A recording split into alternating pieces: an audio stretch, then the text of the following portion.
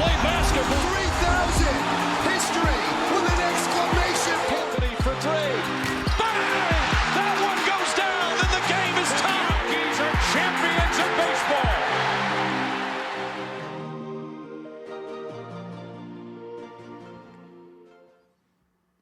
Hi there. We have some things to discuss, do we? A lot has happened in the past 24 hours in the NBA world regarding the Knicks and potential Knicks. And we're going to talk about that stuff. We're going to recap the game. We're going to talk about the rumor in this episode. I don't know where to start. Should I start with that rumor? I think I probably should start with that rumor. Let's do that. Let's dive right into the Giannis stuff, because obviously this has been brewing for a little bit now, but it was kind of official when Shams put it out last night that Giannis and the Bucks are likely to separate at some point, and not extend. Obviously, Knicks fans have been wanting that guy, that second star to put next to Brunson for a bit, and Giannis has been the big name. It's talked about this past summer, and it was even talked about before Towns, right? And it ended up being Towns, and now with the Giannis rumors surfacing again, Knicks fans are all over this. It's popular on social media. It's going nuts. I'm sure on the WFAN and all bullshit I don't really listen to anymore. It's going crazy there too.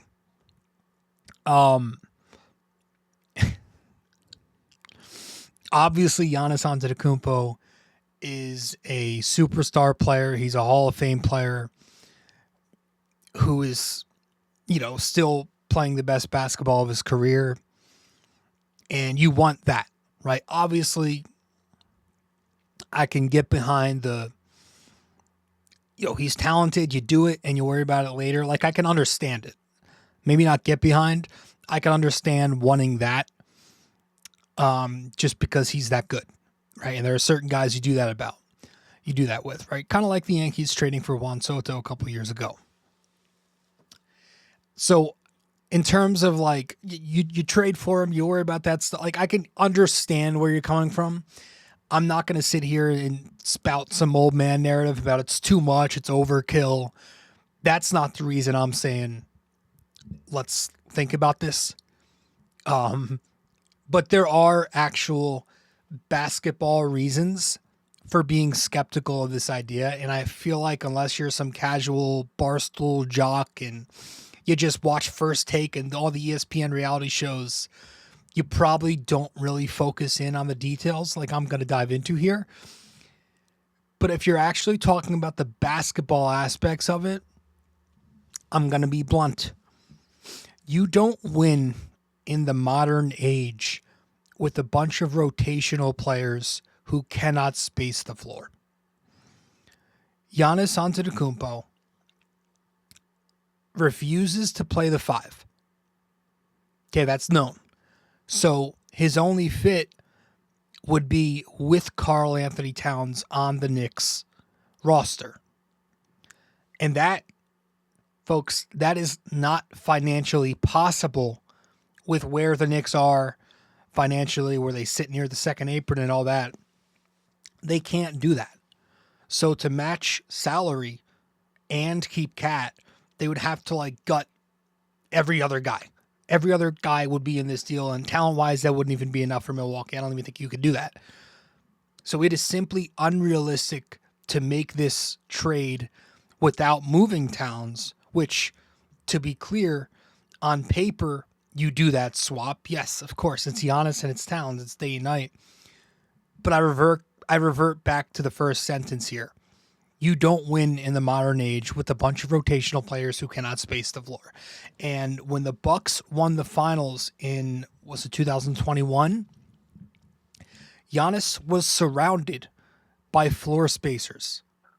Up and down that roster, Forbes, Connaughton, Middleton, Dante DiVincenzo, Drew Holiday, DJ Augustine, Bobby Portis, Brook Lopez was his stretch 5. That's the key. The entire rotation outside of Giannis could sling it.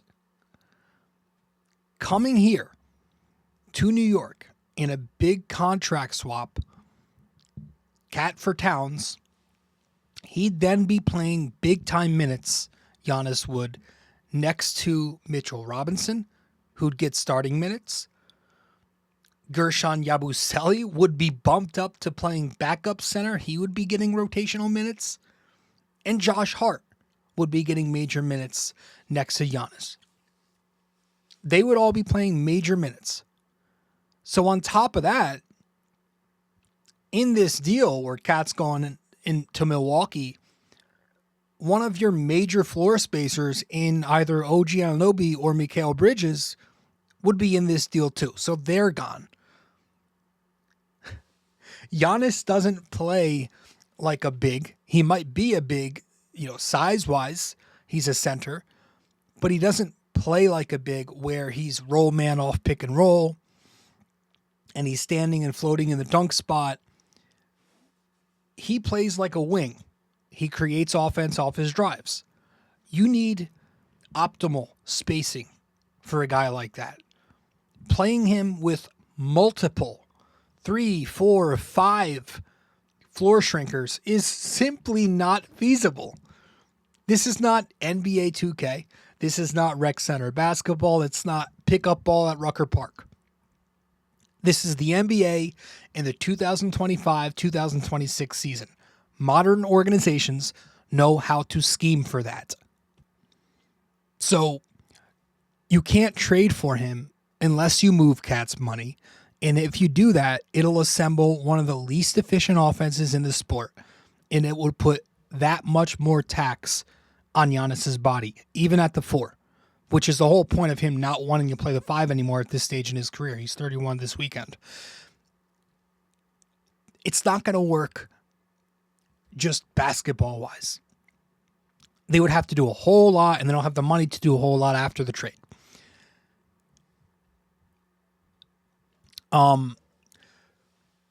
He also has just one more year after this season before he's up. So you're getting, you're gutting a large fraction of your team for just 2 bites at the apple, right?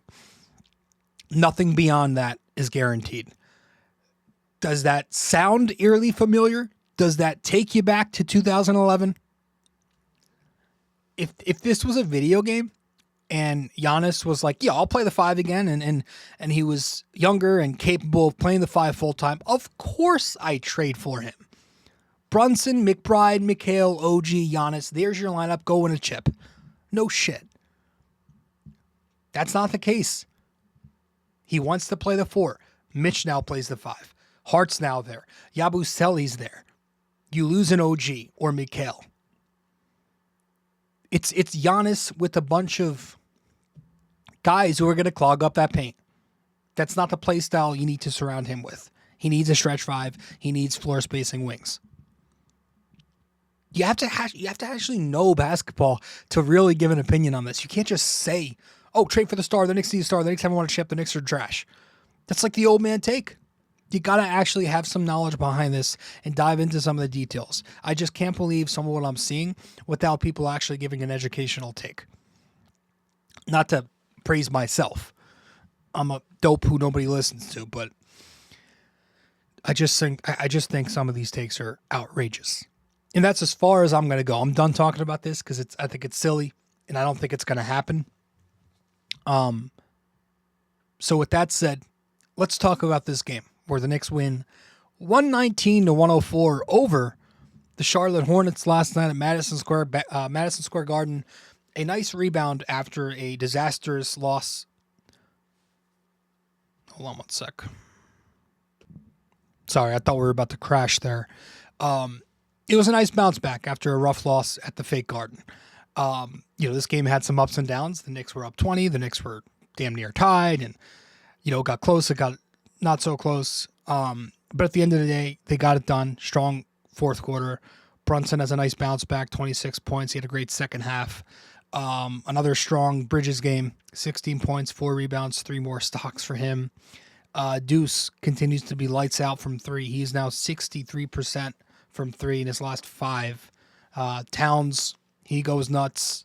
And we will talk about Towns to start this episode because, listen, the one of the ideas, one of the principles of this offense is to generate easy looks. And the way the Knicks, or the way Mike Brown envisions that, is by using his big to create offense, right?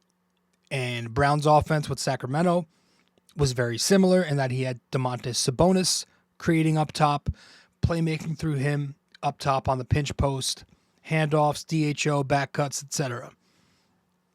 This is how the offense is supposed to look every night. Obviously, it's going to take time, but the Knicks have used Cat playmaking a lot this year, I feel, and I still feel like they can lean into it more, but last night they went to it a ton. Towns got a lot of touches, and he made some great plays, and I thought the Knicks generated some fantastic offense by using Towns on the pinch post. And so I want to dive into a number of these possessions from last night that I thought were just really beautiful. And later we're going to get into some film on the defensive end. But now I just want to run through some beautiful offensive possessions where the Knicks were using Cat. At the top of the fourth quarter, the top of the first quarter, I should say, at the very top, Towns is in face-up on the pinch post, on the elbow. Josh Hart, who's on the weak corner, makes a back cut. Towns hits hard for a layup. And this was one of my favorite plays of the game, or favorite possessions of the game, I should say, because it had a couple of plays in it. And it's something we've talked about here on the show before. This was a play that was followed by another play. The primary action, which I believe at the top of the set, it was an empty 45, that breaks down. So because the Knicks got into early offense, they were able to flow this into a second side action. And they got into this where Cat hit Hart on the cut. So that to me is just a good example of the Knicks getting into their actions quicker so that they can layer them and have, I hate to use this analogy again, have 2 bites at the apple once the primary action breaks down. But Towns on the post, that was like a play right away they went to. I thought, and there was one at the top of the third quarter. He's on the post again, elbow 3. Mikal makes the entry pass to him, and then Mikal cuts down off of Brunson's screen on the weak elbow. Towns then finds Mikal for an alley-oop. About a minute later, Towns draws help from up top in transition. Mikal's open as a trailer on the weak side. Towns hits Mikal for a wing 3. Middle of the fourth quarter, it's a Towns Deuce empty corner DHO. Charlotte switches it, so Cat now has the mismatch on the post. Deuce makes a quick entry to Cat before making a back cut right off the pass. Cat right away goes back to Deuce on the back cut. Deuce draws a whistle at the basket. And then there were a number of plays, which is what I really like to see in this game, where Brunson and where Brunson and Cat were playing off each other. And that's what you want to see. Wasn't a thing you saw a lot last year. It's been better this year, still not where we want it to be, but Brunson and Towns in a number of actions together, 2-man action, 3-man action. If you rewind back to the first quarter, the Knicks started the game off with a Brunson-Towns angle pick and roll. Also in the first quarter, you had Brunson set a transition pin down for one of Cat's threes. You know, in the second quarter, there was the Knicks run 3-man action between Brunson, Cat, and Hart. I don't know what the name of the action is, but you had Hart with the ball on the left wing, or he's on the left corner. Brunson's one pass away on the left wing. Cat's at the top of the key next to Brunson. Cat screens for Brunson to cut down off of him. Salon switches it, but James also stays attached to Brunson, so you got 2 on Brunson, which seals off the back cut, but it leaves Towns open for a 3. Hart hits Cat for a 3. Top of the third, you get a DHO keep between Cat and Brunson at the top of the key. Charlotte doesn't switch this. Brunson makes an off-ball jab into a back cut, so he kind of fakes left, goes to the rim. Knipple overplays that. Cat goes to Brunson for a floater, who draws the whistle. Middle of the third quarter, the Knicks are in semi-transition. Brunson draws help with the ball on the high post. McBride reads that, then sets a back screen for Towns so Brunson can hit Towns for a 3. And it's important things like that, just watching Deuce McBride play. Being able to make reads like that and having that awareness doesn't show up on the stat sheet, and it's why McBride is such a positive impact, even when he's not in the action or when he's not on the ball. But you also had a possession middle of the third quarter where Towns is on the post with the ball, elbow 3 again. Mikal sets the pin down for Brunson on the opposite elbow. Brunson curls off of the pin, receives the pass from Cat. Charlotte doesn't switch it. Miles Bridges now gets caught behind because he fought over the top. Brunson gets an easy floater from the middle of the lane. And then 2 minutes later, they run the same exact action with Cat on the post with the ball on the elbow 3. This time, Brunson screens for Hart on the opposite elbow. Hart curls off the screen, receives the pass from Cat. LaMelo overplays it. Cat goes to Hart on the back cut. Hart draws a whistle. Really, really good offense just generated from their big, from using Towns, giving him touches and letting him touch it throughout the game. And he was also getting buckets, by the way. Oh, yeah. He had 35 points, 18 rebounds, 5 assists, shot 13 for 23, 3 for 7 from 3, 6 for 7 at the line, just 1 turnover, plus 21 in the box in 39 minutes. So we are going to hand him the game ball for the 5th time this year. Just getting buckets on top of the playmaking. Transition buckets, buckets in the paint, buckets from 3. You know, I love that he had 7 attempts from 3. There were a couple I thought he should have taken too that he didn't. But some nice baskets down low. You know, some good second efforts, cleanups, putbacks, offensive rebounds. Really good performance from Cat. Now that makes 2 in a row where he scored at least 35 points. Hopefully he's starting to find it and it comes together now because he is a big part of this team if they want to get to their ceiling. Among the bench unit, I thought Tyler Kolek is coming out of the second unit here with the game ball. 4th now of the season. I thought he was the best. He continues to play solid basketball since being reinserted in the rotation because of the injuries. 6 points last night, 3 rebounds, 5 assists, 1 block, 2 for 3 from 3. Again, the issues or the concerns I have for Tyler Kolek is because he's very small, because he's not athletic, he's not a switchable player, and he can only play in certain lineups to be giving you really effective minutes, right? The Clarkson, Kolek, Brunson lineups are tough. It's wild, but yeah. So if he's not a big guy, if he's not super athletic, like the shot has to eventually come around, and it hasn't yet as a pro. He's never been a good off the dribble shooter. He was a good spot up shooter in college, and I like what I'm seeing lately regarding those signs. I think he's played good defense lately, and I think the 3-point shot is coming around. The spot-up shot, you saw that last night. He had a nice relocation 3 off the pick and roll. It was like a wheel play on the empty side. Gets back to Kolek, knocks it down on a spot-up, has a catch and shoot off of a Clarkson pass. So that was nice to see. The passing obviously continues to be there. Can play pick and roll. He can read the help very well. He had a couple of nice assists to McBride. 1 in transition to hit him on the drive. 1 off of a baseline out of bounds play for a Deuce 3. He had a nice quick hit to Huck Porty. Ended up not taking the shot. He was wide open. Passed it to the corner, but Nice find to Towns in transition. He had some really nice passes. Continues to play well. So Tyler Kolek gets his 4th game ball of the year. Now, those were the positives from this game. And I know the Hornets only scored 104 points, but the Knicks defense remains rough. Watching this defense play, Charlotte generated a ton of open looks, make or miss, which is the problem here. That continues to be a bad sign for this defense. So it's not the point total that should tell the story. It's the attempts, because that's more down the road that could become an issue, right? And I'm going to try to be as fair as I can, because the Knicks are still without OG Anunoby, who's their top wing defender.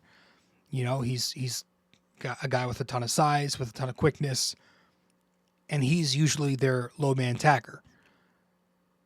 But it's an issue how often the Knicks are getting torched by those hook passes when the guard comes off pick and roll and he makes that hook pass to the weak wing. They are getting torched there, right? After they tag the roll, they almost never recover back out to the shooter. Whether it's because they're just too slow to recover, whether it's because they're in help for way too long, or they're sinking too deep into help, or they're just too small to get back out. It's time and time again where that corner ball is left wide open. The corner man has an open shot every time off the pick and roll. And I want to dive into this as we're going to do a little bit of a film session here. This is pre-recorded, so I recorded it a couple of minutes before I hopped on here. But we're going to dive into about 5 possessions last night. And these are just the makes, to be clear, where the Knicks got burnt in weak side help. So let's get to the first one right now. So in this instance, it's a LaMelo pick and roll with Kalkbrenner up top here. Yabu's going to tag the roll. LaMelo's going to make that read. Hook pass to the weak corner. Yabu now late to close. And I think that's Salon who knocks down a catch and shoot corner. Okay, this time it's a Knupple pick and roll with Mikal Bridges in low man help. Mikal sinks in too deep. Knupple makes a hook pass to the corner. Mikal's late to recover. LaMelo now gets an easy catch and shoot corner. Sorry, those were the first 2. But you get the idea there, right? Just helping off that weak side, tagging the roll, being late to recover. Now I have 3 more I'm going to play right now too. Let's get to it. Okay, this is, I believe, the next possession. LaMelo ball this time is going to reject the pick and roll. But again, Mikal Bridges in weak side help. LaMelo makes the read. The hook pass is made to the weak wing. Late to close again. Knupple gets a catch and shoot wing 3. Now, rewinding it a little bit, you can see Yabu kind of just loses track of his man. I think that's Salon. You could see Mikal trying to communicate to pick him up. Mikal's got to worry about the weak wing. I'm not exactly sure why Yabu decides to just stunt in front of the ball handler off the pick and roll here. But because of that, Mikal's kind of in a 1-on-2. Okay, so the possession right after that, I believe, Knupple pick and roll with Josh Hart, tag and roll man. The read is made. The hook pass is made to the weak wing. Josh Hart's late on the closeout. Salon gets the catch and shoot corner. This last one we're going to break down here really quick. LaMelo ball. It's another pick and roll reject, it looks like, with Brunson as weak side low man over on the second side. LaMelo's going to make that read. Again, the hook pass is made to the weak corner. Brunson's late to recover. And I think that's McNeely who knocks down the catch and shoot corner. Okay. So again, those were just the makes. There were a number of times where the Knicks got caught in help and Charlotte just missed the shot where they were sinking way too deep in. It was astounding. And it's been like this all year, right? High pick and roll, stack pick and roll, empty side actions, rejects. It's amazing. Again, I understand they're missing OG, but they are just totally disconnected tagging the roll right now. Ball pressure at the point of attack needs to be better. I felt they should have either in this game, went into a drop so their low man didn't have to commit, or maybe should have just leveled Cat to take away the pocket. But they got burnt, and the help scheme has been pretty rough all season. I thought their gap help in the slot was pretty bad too. I think the first basket of the game for the Hornets, it was a baseline out of bounds play. Deuce gets caught on double pins. LaMelo gets an open drive to the basket off that. Brunson's forced to bring gap help because Deuce is behind. And James makes the open kick out three, or he knocks down the open kick out three from LaMelo's pass. A ton of miscommunication on switches. In the top of the second quarter, Colin Sexton pick and roll. Deuce switches it. Clarkson doubles it. So because of that, McNeely fades to the weak side.